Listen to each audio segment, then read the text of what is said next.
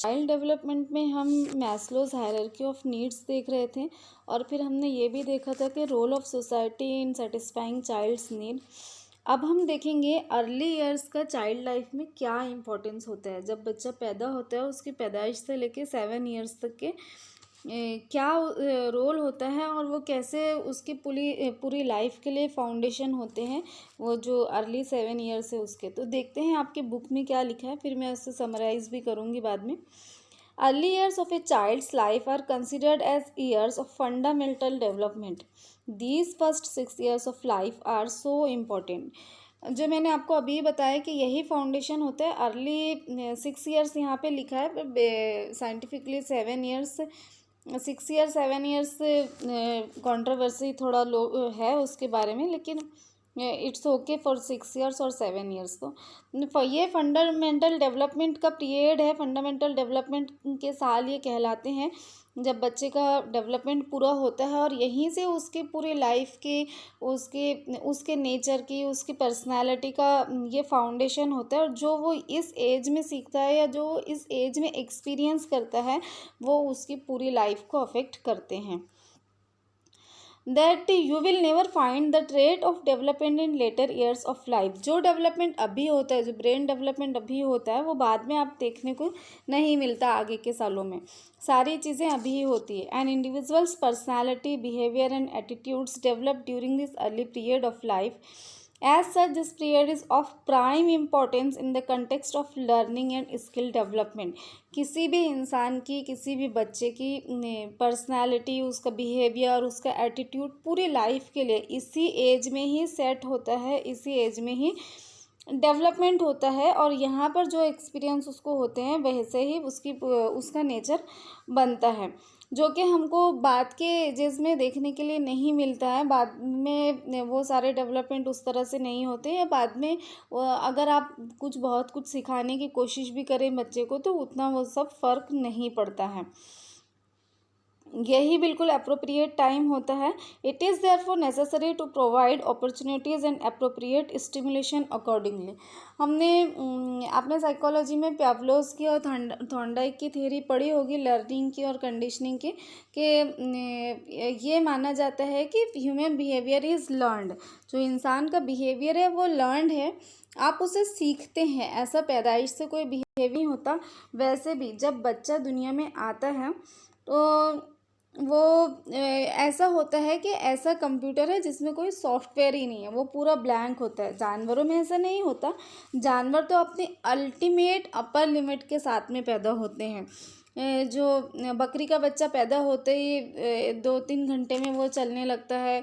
मछली का बच्चा स्विमिंग करने लगता है, बर्ड्स उड़ने लगते हैं। और जो मतलब जो भी उनकी स्किल्स होती हैं, खाना, आवाज़ निकालना, स्विमिंग, फ्लाइंग, वॉकिंग, वॉटेवर, वो सारी चीज़ें अपनी पैदाइश के 1-2 घंटे में ही वो लोग करने लगते हैं। कुछ कुछ तो इमीडिएट ही, क्योंकि ये अपने अल्टीमेट अपर लिमिट के साथ पैदा होते हैं। जबकि ये बहुत इंपॉर्टेंट है, ये लाइन आप सुनिए, इसको पॉज करके रिवाइंड करके दोबारा से तिबारा से आप सुनिए और ध्यान रखिए। इंसान के बच्चे सिर्फ चांसेस के साथ पैदा होते हैं और उसकी जो पर्सनालिटी डेवलप होती है ये आउटकम्स होते हैं आपके बिहेवियर के।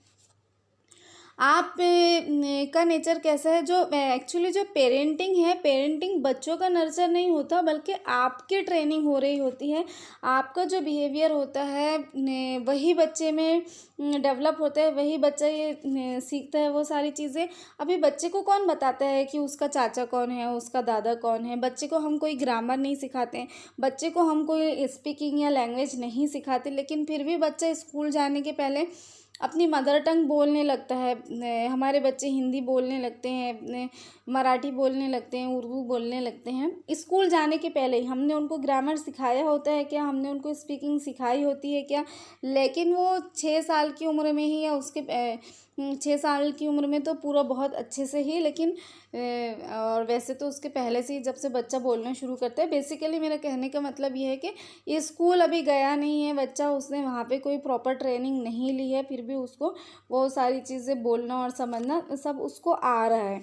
तो ये क्यों होता है, ऑब्जर्वेशन की, जो बच्चा ऑब्जर्व करता है, ऑब्जर्वेशन ही वो सारे, बस आप ये समझ लीजिए कि आपके घर में सीसीटीवी कैमरे लगे हुए, और वो ना सिर्फ आपकी हर हरकत और बात को रिकॉर्ड कर रहे हैं, बल्कि आपके माइंड में आने वाले हर थॉट को, आपकी हर सोच को भी रिकॉर्ड कर रहे हैं, और उस रिकॉर्डिंग मशीन का नाम आपका बच्चा है।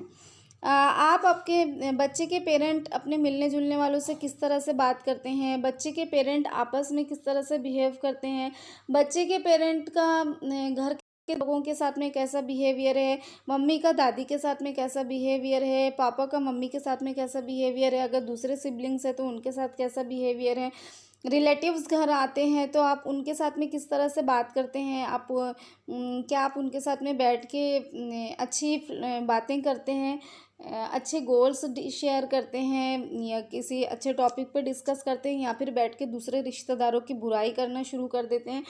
तो ये सारी ही चीज़ें बच्चे के माइंड में रिकॉर्ड होती जाती है। वो सारे जो स्टिमुलस है, वो जो सारी चीज़ें हैं, वो सब रजिस्टर होने लगते हैं उसके ब्रेन में। और अगर आप ये ऐसा कर रहे हैं कि आप काफ़ी अच्छे से बिहेव कर रहे हैं, काफ़ी जो सारी चीज़ें मतलब सोशली लवेबल है, वो सारे आपका बिहेवियर उसी तरह से है, तो आपको बच्चे को कुछ भी सिखाने की ज़रूरत नहीं है कि हाँ बेटा ऐसे मैनर्स होने चाहिए, ऐसे एटिकेट्स होना चाहिए। बच्चे में खुद ब खुद वो सारी चीज़ें डेवलप होती हैं।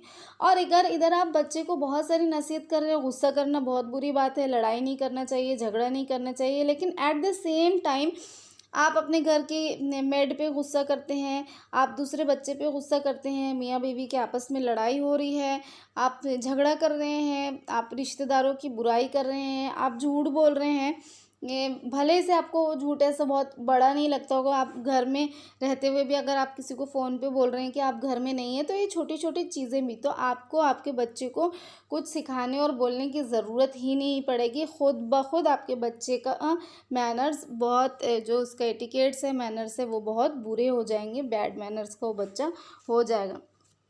तो बेसिकली जो ये 7 ईयर्स तक की एज होती है, इसमें बच्चा कभी भी सही या गलत को रिकॉर्ड नहीं करता कि क्या चीज़ सही है क्या गलत है, बल्कि वो पैटर्न को रिकॉर्ड करता है। क्या पैटर्न, जो चीज़ें उसके सामने हो रही है हर एक सिचुएशन में।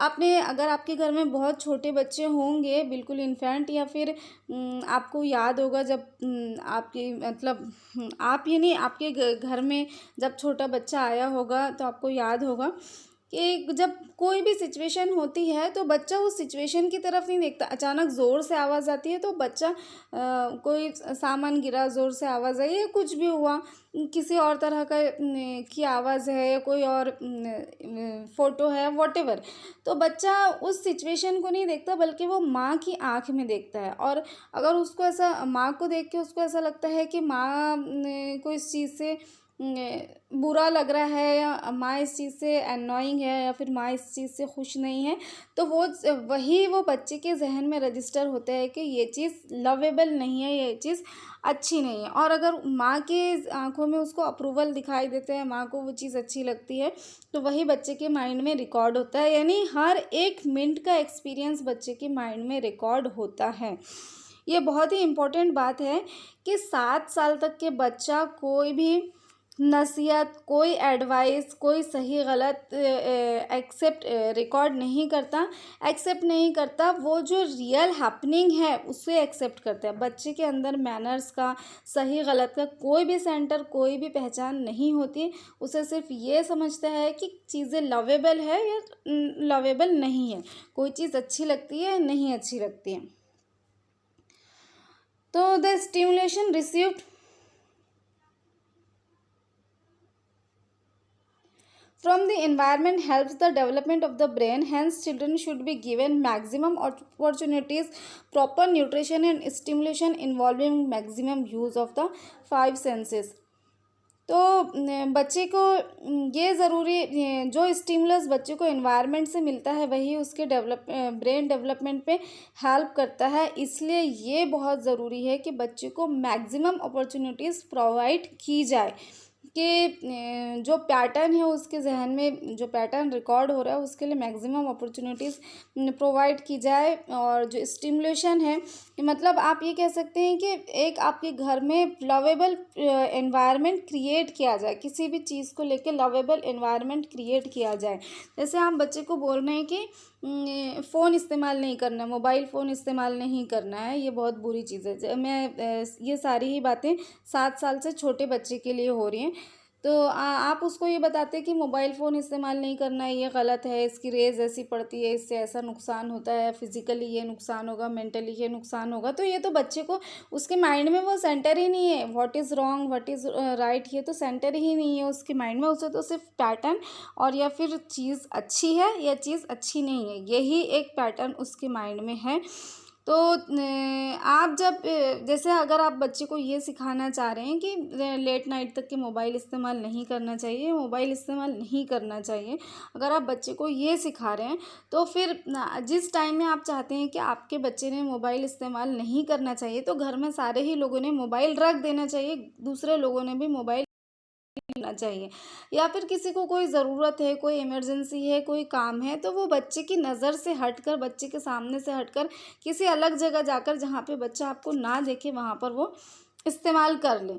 अगर सारे ही घर के सारे ही मेंबर्स ऐसा करेंगे तो ये मैं एक एग्ज़ाम्पल दे रही हूँ। आप कोई भी चीज़ अगर बच्चे में इनकलकेट करना चाहते हैं, कोई भी चीज़ अगर आप उसको सिखाना चाहते हैं, तो अगर आप वो एनवायरनमेंट क्रिएट करें, अगर आप ये सारे ही लोग हाँ, जैसे अब अज़ान हो रही है और आप सारे ही लोगों ने सर पे सर ढाक लिया है, तो बच्चे को लगता है कि ये लवेबल है, मतलब सारे ही लोग इसे कर रहे हैं, यानी ये सबके लिए पसंदीदा है, सबके लिए लवेबल है।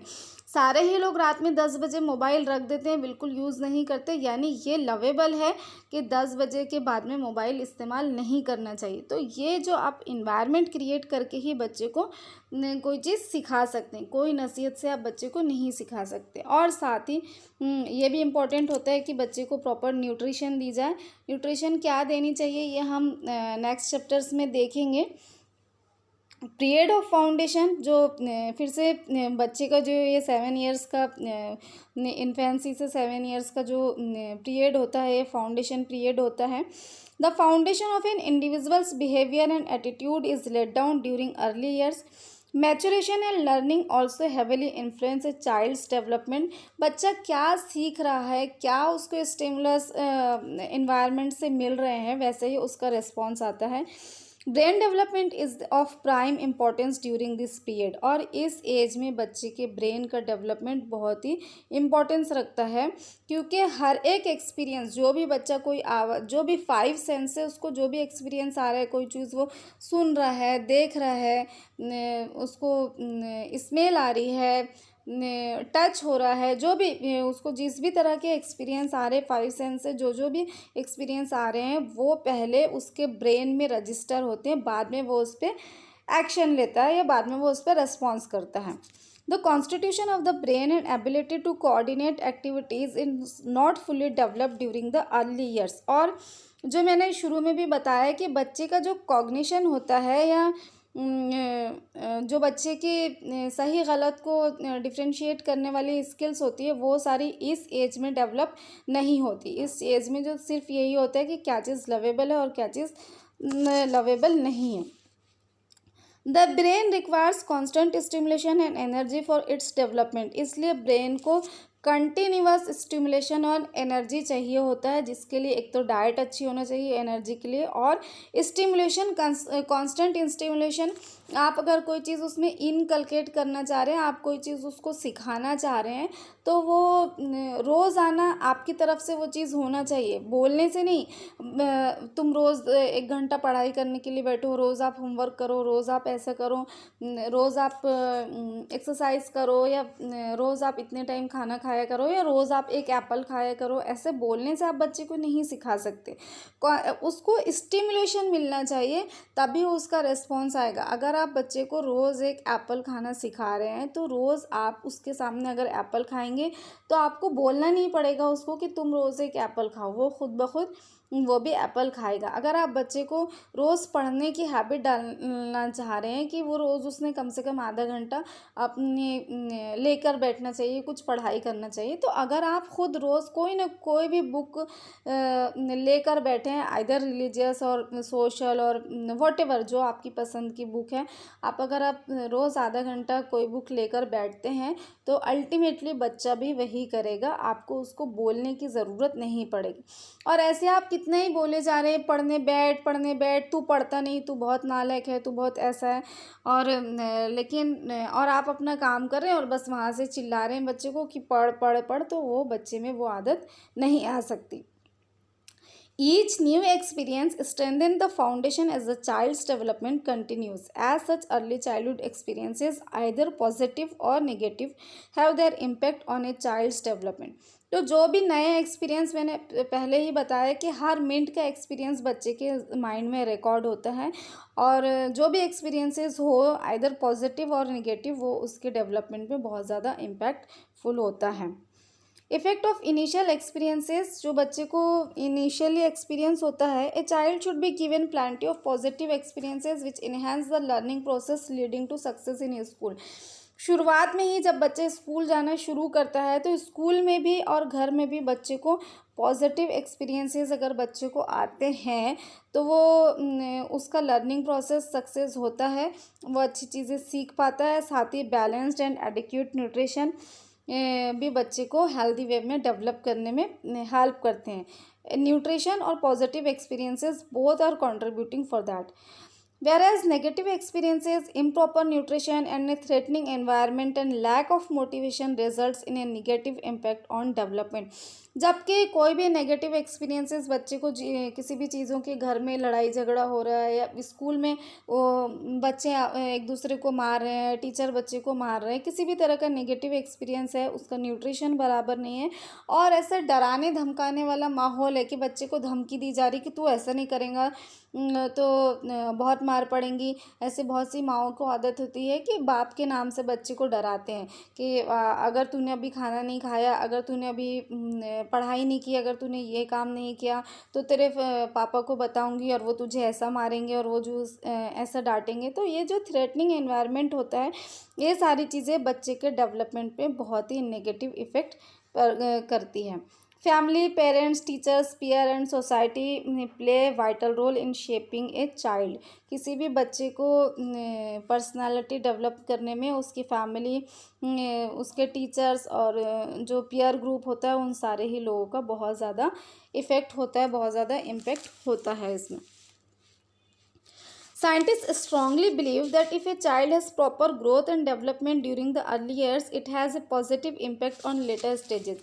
सारे ही साइंटिस्ट ये इस बात पे बिलीव करते हैं कि अगर बच्चे के ग्रोथ एंड डेवलपमेंट, जो बच्चे के अर्ली ईयर्स में अगर उस पॉजिटिव एक्सपीरियंसेस आए हैं, तो जो बच्चे का ग्रोथ एंड डेवलपमेंट हुआ है, ये उसकी लाइफ में आगे भी देखने के लिए मिलते हैं और काफ़ी अच्छा उसका पॉजिटिव इम्पैक्ट होता है।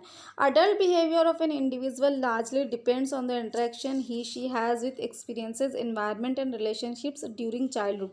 जो अडल्ट का बिहेवियर होता है, पर्सनालिटी एक बार पूरी शेप हो जाने के बाद, फॉर्म हो जाने के बाद जो बिहेवियर दिखाई देता है, ये असल में चाइल्डहुड एक्सपीरियंसेस ही होते हैं।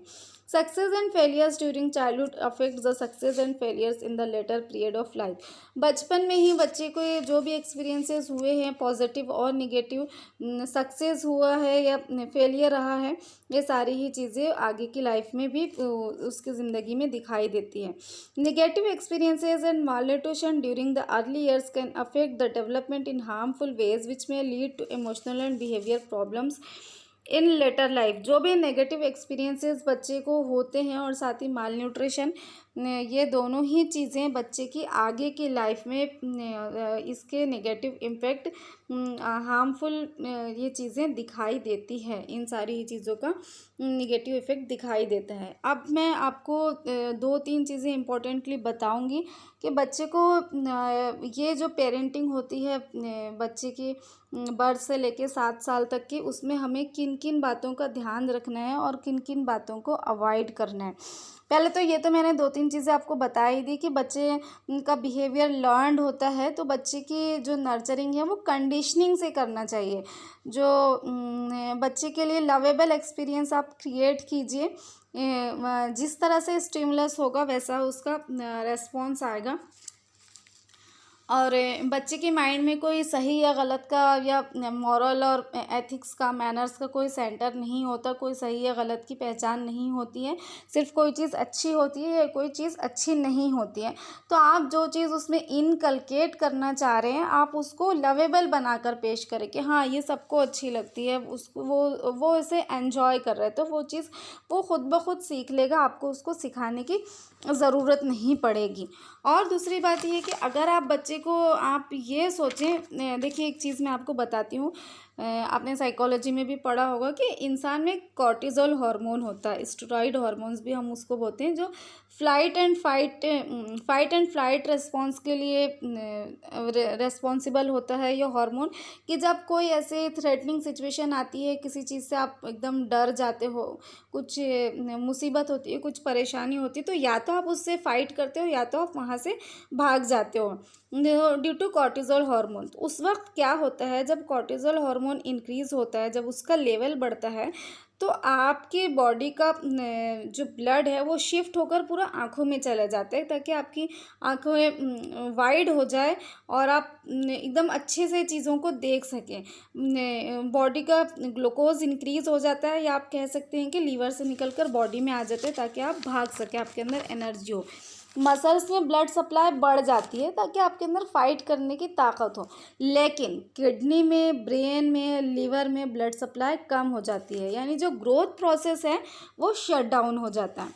तो एक बार मैं फिर से आपको बताऊंगी कि अगर आप कोई स्ट्रेस में है या आप किसी चीज़ से डरे हुए हैं, कोई भी पेनफुल सिचुएशन है, नाखुशगवार सिचुएशन है, तो कॉर्टिज़ोल हार्मोन इंक्रीज़ होता है, जो कि कुदरत ने हमारी बॉडी में रखा है, जो कि फाइट एंड फ्लाइट रेस्पॉन्स के लिए रिस्पॉन्सिबल होता है। उस वक्त जब कॉर्टिज़ोल हार्मोन इंक्रीज़ होता है, आपका ब्लड शिफ्ट होकर चला जाता है, ताकि आपकी आंखें, प्यूपल उसका चौड़ा हो जाए और आप उसको आप चीज़ को अच्छे से देख सकें।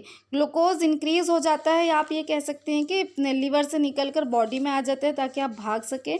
मसल्स में ब्लड सप्लाई बढ़ जाती है ताकि आप फाइट कर सकें। लेकिन किडनी में, इम्पोर्टेंटली ब्रेन में, लीवर में ब्लड सप्लाई कम हो जाती है, यानी कि ग्रोथ प्रोसेस शट डाउन हो जाता है, ग्रोथ प्रोसेस रुक जाता है, क्योंकि उस वक्त ये इम्पोर्टेंट नहीं, ग्रोथ इम्पोर्टेंट नहीं होता, उस वक्त उस सिचुएशन से लड़ना और ख़ुद को सेव करना इम्पोर्टेंट होता है। तो जब भी हम बच्चे को स्ट्रेस में रखते हैं, यानी जब हम बच्चे को डांटते हैं किसी बात पर या धमकी देते हैं, ये सारी ही बातें ऑब्वियसली 7 साल से छोटे बच्चे के लिए है। जब हम बच्चे को स्ट्रेस में रखते हैं, बच्चे को डांटते हैं, बच्चे को धमकी देते हैं, तुम्हारे पापा को बताऊंगी, बुढ़ा आएगा तुमको पकड़ लेगा, या फिर बच्चे को ज़ोर से डांटना या बच्चे को थप्पड़ लगाना, कुछ भी, तो उस वक्त बच्चे को हम कॉर्टिज़ोल के एनवायरनमेंट में डाल देते हैं, जबकि वो चीज़ों को सिर्फ देखता है।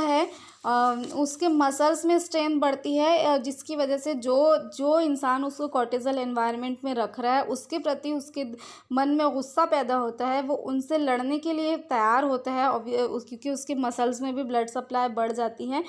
लेकिन उसका ब्रेन में ब्लड सप्लाई कम हो गई है, तो उसका जो ग्रोथ प्रोसेस है वो शट डाउन हो गया है। आप बच्चे को नसीहत के ज़रिए, एडवाइस के ज़रिए बच्चे को कुछ सिखा ही नहीं सकते। अगर आप बच्चे के अंदर ऐसा सही गलत मॉरलिटी का एनवायरनमेंट क्रिएट करने की कोशिश करेंगे, नहीं होगा। आप बच्चे को कितना भी डांटेंगे, बच्चे को कितना भी स्ट्रेस में रखेंगे, कितना भी आप उसको धमकी देंगे, आप नसीहत करेंगे, तो वो बच्चा अभी कॉर्टिज़ोल के एनवायरनमेंट में है, तो ये आपका मॉरलिटी का एनवायरनमेंट उसमें कुछ क्रिएट नहीं होने वाला है। ये बिल्कुल गलत हो जाएगा, ये बिल्कुल ऐसा ही हो जाएगा जिस तरह से आप उस इंसान को चलना सिखा रहे हैं जिसके पैर ही नहीं हैं। हाँ, लेकिन अब आप ये बोलेंगे कि नहीं ऐसे तो बच्चे मानते नहीं हैं, अगर बहुत प्यार-प्यार से ही बच्चों को रखा जाए तो ये तो कैसे होगा, फिर बच्चे को कैसे समझ में आएगा वगैरह-वगैरह। तो इसका एक सब्स्टिट्यूट होता है, इसका एक अल्टरनेट होता है कि बच्चे को स्ट्रेस में नहीं रखें, बच्चे को डाँट में, धमकी में नहीं रखें, बच्चे को डिसिप्लिन में रखें। बच्चे को डिसिप्लिन में रखना क्या होता है, आप अगर अपने घर में एक डिसिप्लिन दिख रहा है, जो डिसिप्लिन है वो लवेबल है कि सारे ही लोग वो डिसिप्लिन फॉलो करते हैं कि अजान होती है सारे ही लोग नमाज़ पढ़ने के लिए चले जाते हैं, तो ये डिसिप्लिन उस सबको दिख रहा है।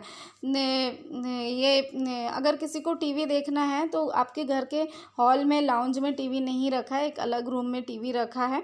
और अगर किसी को बहुत ज़रूरी है टीवी देखना, तो कोई न्यूज़ सुनना है वगैरह वगैरह, तो वो वहाँ जाकर वो टीवी देख लेता है, लेकिन उसकी वजह से सारे घर के लोग डिस्टर्ब नहीं होते हैं। अभी इतना टाइम होता है तो सारे लोग, कोई पर्टिकुलर टाइम है सारे लोग पढ़ने के लिए बैठ जाते हैं, कोई पर्टिकुलर टाइम है सब लोग एक साथ खाना खाते हैं, कोई पर्टिकुलर वे से खाना खाते हैं, आप जो आपके खाने के एटिकेट्स होते हैं वगैरह। तो आप ये सारे मतलब सारे ही लोग वैसा कर रहे हैं तो एक डिसिप्लिन है। नहीं मतलब 10 बजे मोबाइल रख देना है यानी मम्मी ने भी मोबाइल रख देना है, पापा ने भी मोबाइल रख देना है, ग्रैंड पेरेंट्स ने भी मोबाइल रख देना है, बिल्कुल घर में कोई मोबाइल यूज़ ही नहीं कर रहा है। आप जब ये डिसिप्लिन मेंटेन करते हैं तो बच्चा खुद ब खुद वो सारी चीज़ें मतलब रजिस्टर करता है, अपने ब्रेन में रजिस्टर करता है और फिर वो भी वैसा ही बनता है, उसका बिहेवियर भी वैसे ही शेप होता है, फॉर्म होता है। तो ये इसकी समरी क्या है, 4 पॉइंट है। बच्चे के अंदर सही गलत मॉरलिटी का कोई स्टैंडर्ड नहीं है, आप उसे क्रिएट करने की कोशिश करेंगे नहीं होगा। सो प्लीज़ बच्चे को डांट डपट कर, 7 साल से छोटे बच्चों को डांट डपट कर, मार पीट कर, सही गलत बताकर, बहुत सारी नसीहतें कर कर, ये सही है ये गलत है, ये धर्म में ऐसा बताया है, ये चीज़ों से बहुत नुकसान होता है, इसके लिए पुलिस पकड़ लेगी वगैरह, आप उसको ऐसे कुछ भी बताने की कोशिश नहीं करें। बच्चे को किसी भी तरह के स्ट्रेस में ना रखें, बच्चे को डांटे नहीं, बच्चे को किसी तरह की धमकी नहीं दें, बच्चे को डिसिप्लिन में रखें। जो चीज़ आप उसको सिखाना चाहते हैं, जो अब चीज़ आप इनकलकेट करना चाहते हैं उसके अंदर, उसके लिए लवेबल सर्कमस्टेंसेस क्रिएट कीजिए। और फाइनल बॉटम लाइन, जो कुछ आप बच्चे को बनाना चाहते हैं उसके रोल मॉडल बन जाइए। तो ये हमारा चैप्टर ही पूरा कंप्लीट हुआ। नेक्स्ट चैप्टर हम नेक्स्ट वीडियो में देखेंगे इंशाल्लाह। अगर आपको किसी तरह की कोई डिफ़िकल्टी है, कोई पॉइंट क्लियर नहीं हुआ है इस चैप्टर से रिलेटेड या फिर साइकोलॉजी से रिलेटेड भी, तो वैसे साइकोलॉजी की भी मेरी काफ़ी सारी वीडियोज़ हैं, आप वो भी देख सकते हैं। और यहाँ अगर आपको कहीं भी कुछ कोई डिफ़िकल्टी है, कुछ चीज़ें नहीं समझ आ रही है, आप दोबारा सुनना या समझना चाहते हैं तो मुझे कमेंट कीजिए।